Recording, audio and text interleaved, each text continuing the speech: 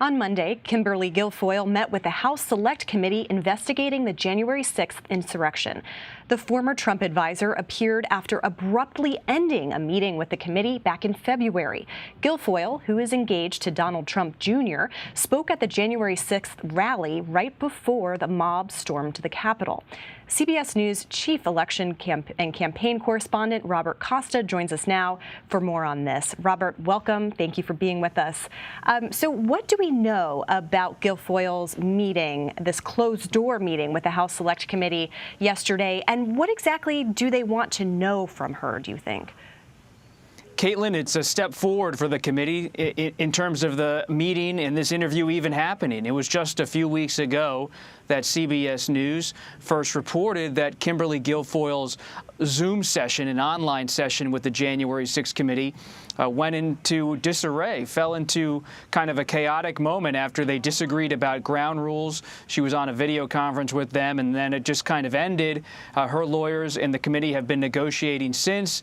Based on our reporting, she has then decided to come in for a face-to-face meeting. It went on for hours. She's a key figure because she's linked to what happened at the rally at the Ellipse near the White House on January 6th.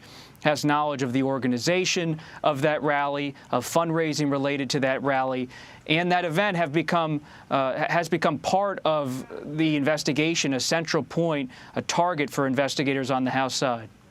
Yeah, and you mentioned this is not her first appearance, and the last appearance kind of, as you describe, ended with her kind of abruptly ending the meeting. Do you know if anything changed this time around, if there were any sort of, arrangements made that made her comply this time around? These are sometimes tension-filled discussions between lawyers and witnesses and committee members. But at the end of the day, the committee has subpoena power. And if they want you to come talk voluntarily or via subpoena, you essentially have to show up. If not, you risk facing criminal contempt charges. We've seen that for Steve Bannon, for example, the former White House chief strategist who has declined to cooperate with the committee in any way. But sometimes witnesses want to have the scope of questions outlined for them. It's like any kind of reporting interview in a sense. You don't want to give terms if you're an investigator, but you sometimes can give some points so they can prepare at least to address certain topics.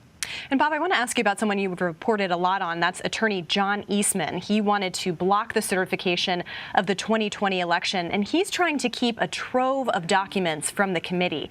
Do you know on what basis that is, and what do we know about those documents? John Eastman is this conservative lawyer who authored a two-page, six-part memo that's widely called the Eastman Memo, and many have called it a blueprint for a coup.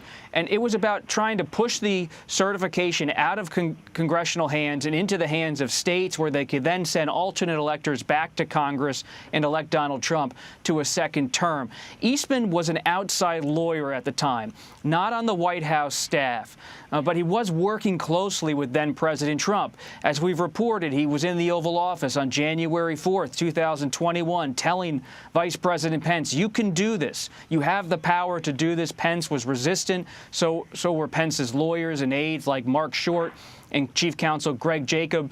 Eastman has 37,000 emails the committee wants, but he is citing attorney-client privilege, saying he does not need to reveal these emails because he was working closely with his then-client, Donald Trump, the President of the United States. And this is part of a long-standing battle about attorney-client privilege on the Eastman front, and then Trump has also, on his front, cited and asserted executive privilege as a reason for him not to give up documents. The Trump side of the equation has gone all the way up to the Supreme Court. He has been forced to produce documents just weeks ago. And so this Eastman question, though, is critical for the committee because they want to figure out who was Eastman talking to, emailing, text messaging with, because they're not really still sure of the full scope of his activity.